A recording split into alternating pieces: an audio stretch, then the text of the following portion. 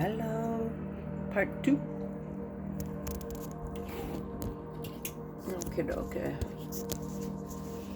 Let's see if you can see. Okay, so I'm just gonna, to squeeze a lemon, I just cut it down the middle and then I just stick a fork in the middle. I have my strainer over a bowl to catch any seeds and I just squeeze. I'm just gonna keep turning it.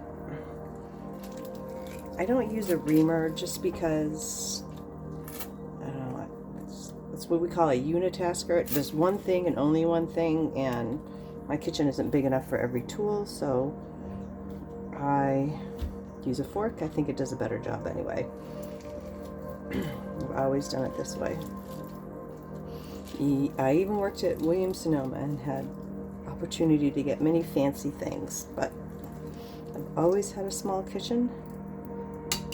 So I have always kept it minimal. Alright, so that's all the yucky seeds and pulp. And then I'm just going to measure it out.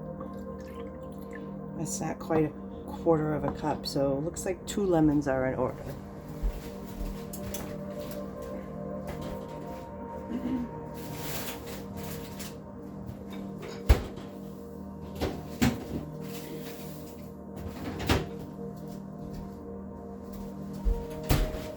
It's not good video time, but so you just press it and roll it with your hand. It gets the juice flowing. Cut it down the middle. Put my strainer over the bowl and squeeze. I think it's going to be 2 lemons because that's a quarter cup measuring cup, and it only filled it up halfway. I don't know how juicy your lemons are, but it could vary.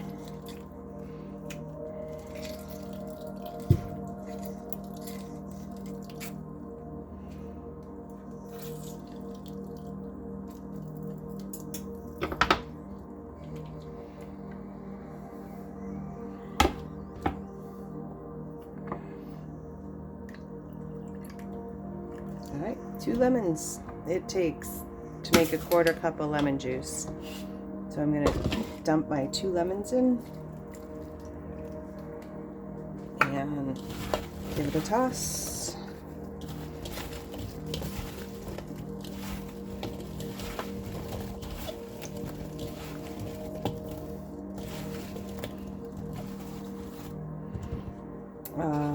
Brown sugar.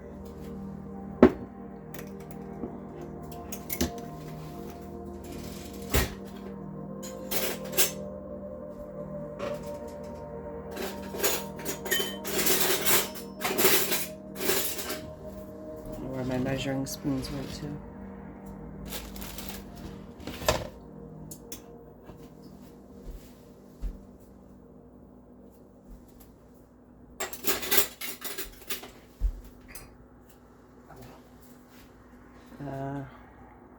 Quarter cup.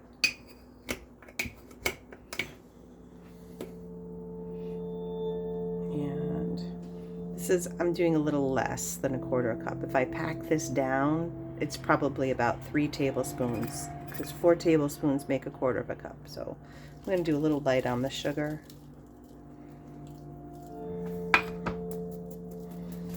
Rinse my hands.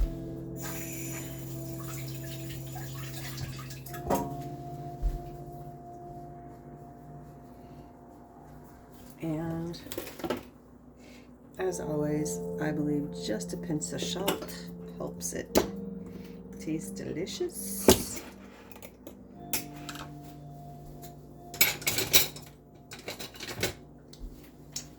Stir it all up.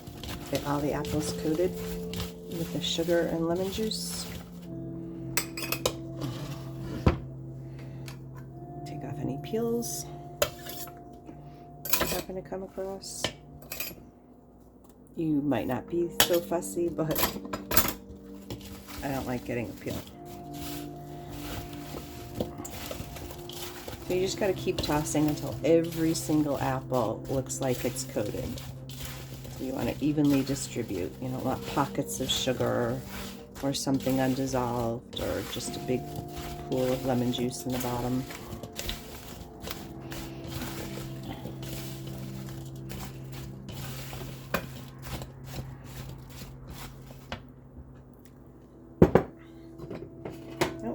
And put it in the pan.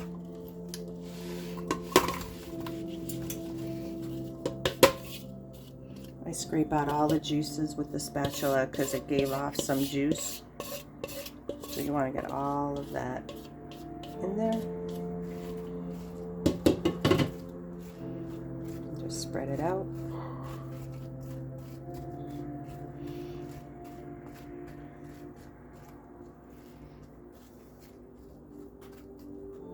So by the way, I did add one more apple just because I barely had 6 cups and it said 6 to 8, so I wanted to make as much as possible. So what's one more apple in the grand scheme of how long it takes us to do this, right? Might as well get a little more. Now,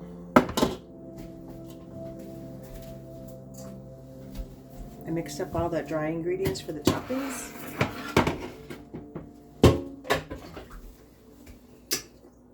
I have my butter melted. So I'm going to mix the butter into the topping.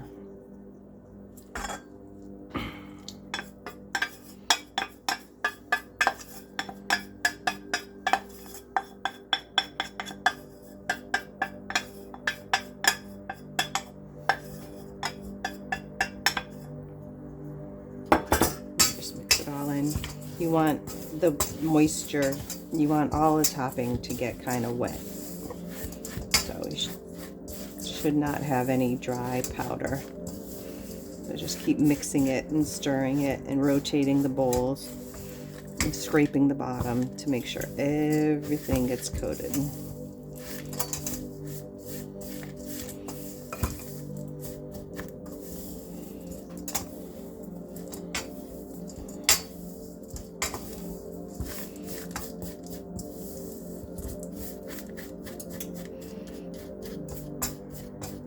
Want to kind of break up any clumps so that they're not hiding any dry middle.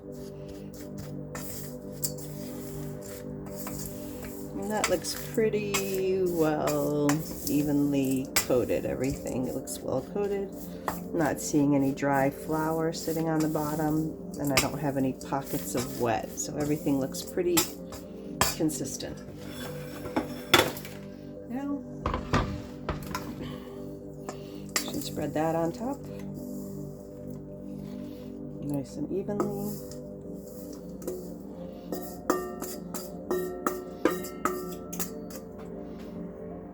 And just don't want it to go over the edge.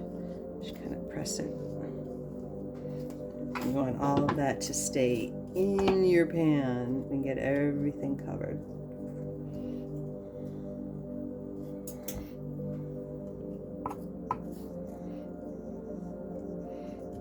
I think the crumb topping helps to also keep it, it's like a pie topping. So you want it to bake all in there.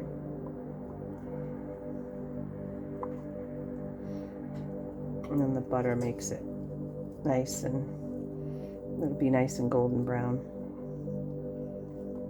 And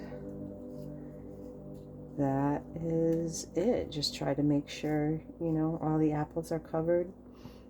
That the crumb topping, there's not anything thicker, and that's it.